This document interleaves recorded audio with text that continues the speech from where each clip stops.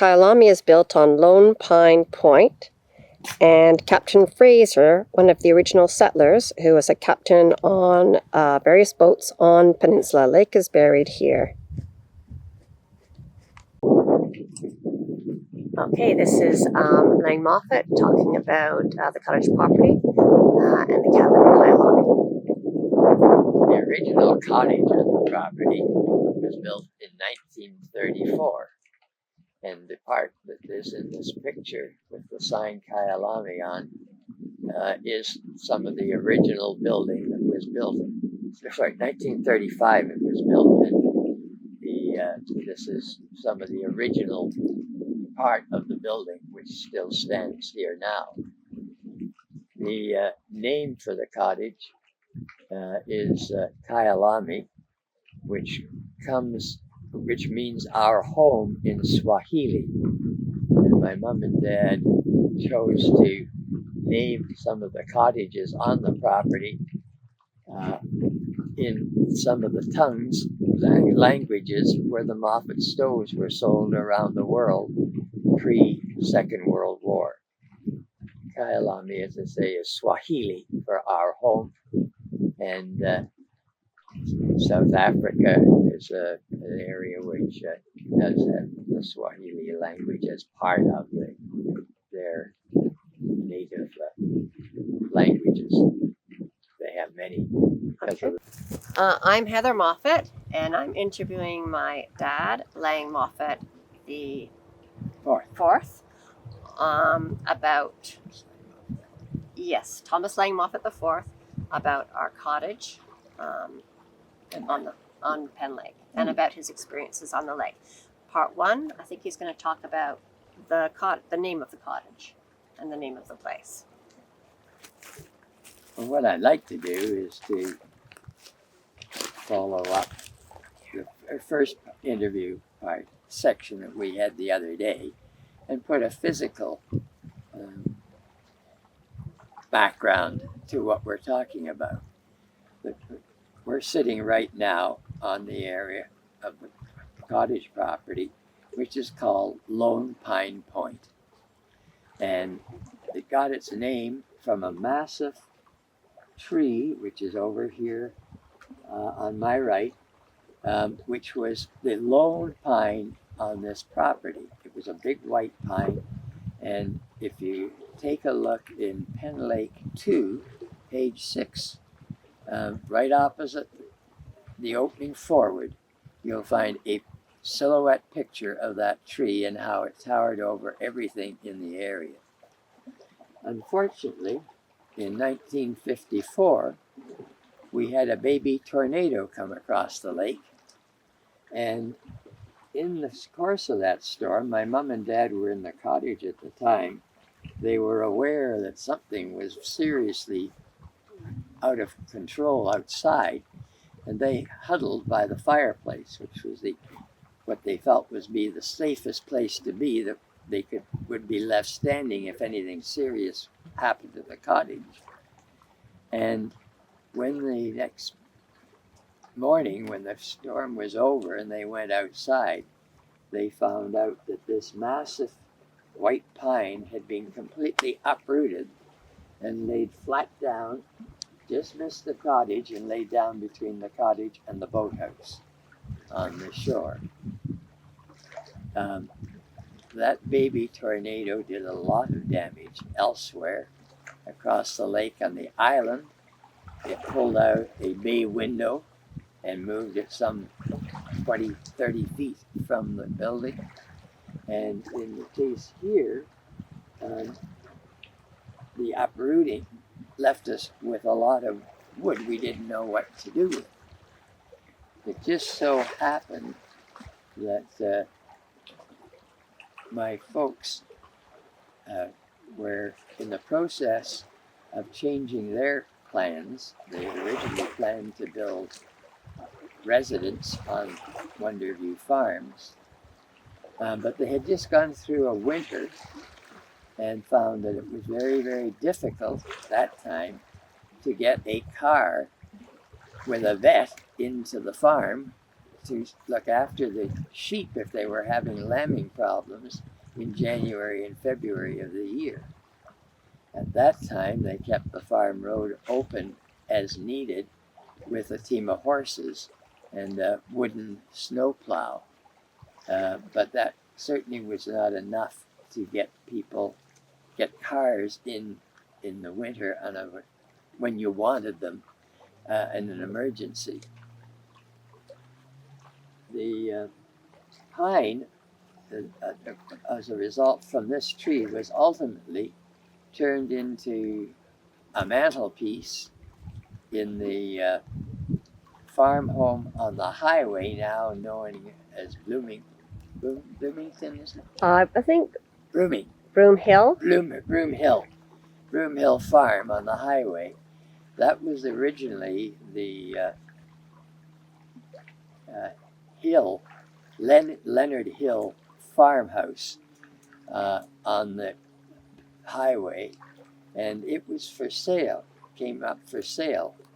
And so my mom and dad decided the smart thing to do was to buy the farm on the highway, which adjoined the sheep farm on Wonderview Farms, modernize that home, and in the process, what they did was add on as well. The hearth on the fireplace in that home was then made from the wood of this pine tree here, and the paneling that's used in the games room and the farm office that was added onto the original Leonard Hill farm came from the balance of the wood from that tree, so that in effect Lone Pine Point, the pines wood still lives on in the area, in the walls and the mantelpiece of Broom Hill Farms. When my folks moved in there, they just add on an S to Wonderview Farm to make it Wonderview Farms, and the whole project of that time had that overall name of Wonderview. When the farm was sold after my family's death, the name did not go with the road farm on the highway. We kept that for Wonderview Farm, still the old Tom Shaw farm, which adjoins this cottage property. And so that Wonderview name, named by Bessie Shaw, the farmer's wife, for the magnificent view of Penn Lake as seen from the road in on Shaw's Road there now, still today. This is a picture of the T. Lang Moffat cottage, Kyalami, and to the right you can see Tikahonga, a small sleeping cabin.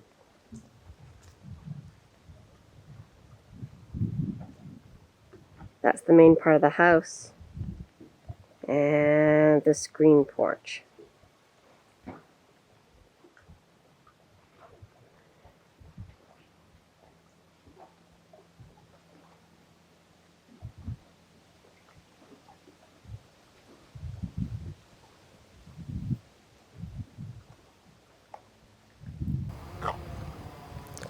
This is Kyalami, the T. Lang Moffat cottage, built in 1935.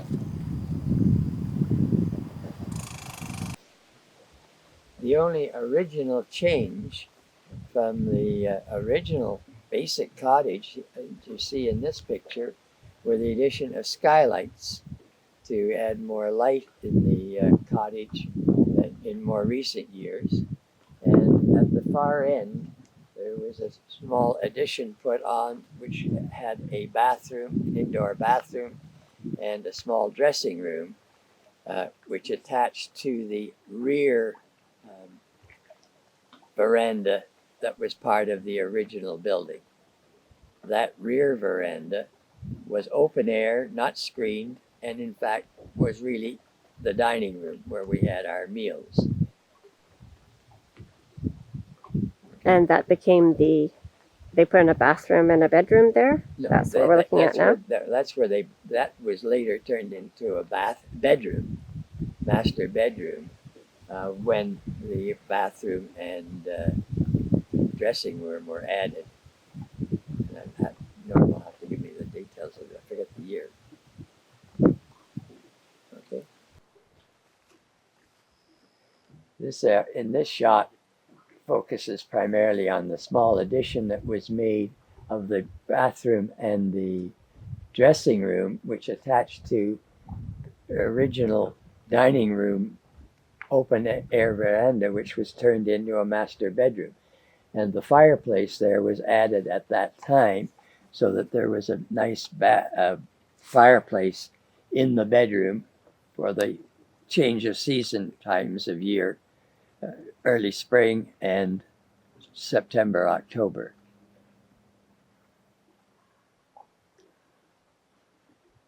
Okay.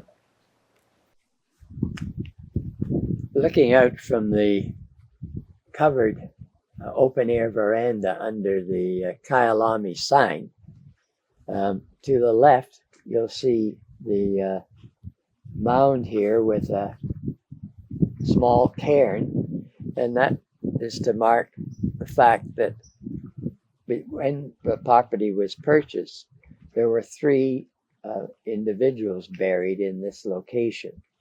And one of the conditions of the sale of the property was that the stones, the memorial stones, would be laid flat and covered over so that it was not an obvious cemetery atmosphere. The cairn was my dad's tribute to the original Captain Fraser, one of the early captains on the Upper Muskoka Lakes here, who wasn't too much interested in farming, but was mechanically inclined and went into the boating and was involved, one of the early captains, manning tugboats, etc., taking logs and so on when the area was originally being logged. The other two bodies were of, I believe, a nephew and a niece who had died at a young age, which was not uncommon for the early settlers to have that sort of unfortunate experience, because they were always so far away from medical assistance for themselves or their families. There you go. This is the living room at Kyalami with the big stone fireplace created by the Ennis brothers. That really throws out a tremendous amount of heat when you get the big logs on there. And unfortunately, we've had to use it this summer because of the lousy summer we've had. And it really is a very, very effective.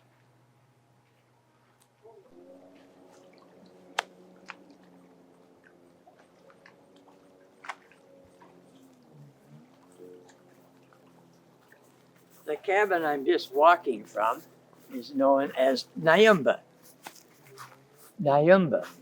And it was in East African language for our home, and was added after we came back from the Second World War.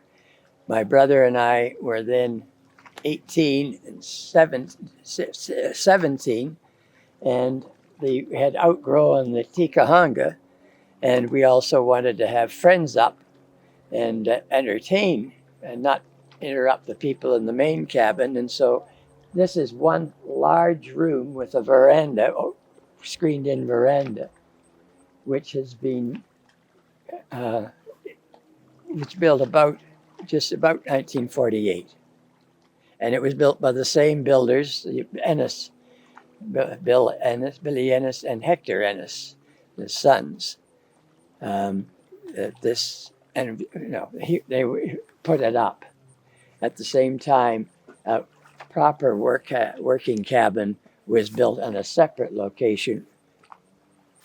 What was the name? What did the name mean? Nyumba, our home, in the East African language. Again, another country that the Moffat stoves were sold in pre-war. Okay. Yeah. This cabin was originally built as a woodshed when the main cabin was built in 1935. As we got older, we graduated from the loft. My brother and I graduated from the loft, and they turned this cabin into a sleeping cabin, or what do they call them now? A bunkie. A bunkie. And that time they added on the entranceway and the little porch there. That place is called Tikahanga, which in Maori, New Zealand, is our nest, or equivalent of our home in Maori language. Okay. The interesting thing was in that baby tornado we talked about earlier came across in 1954. It picked up a small hemlock, broke it off, turned it into a battering ram, and that whole cottage was actually moved off its mounts, and the bottom logs were pried apart with the force of the wind and the wood hitting it.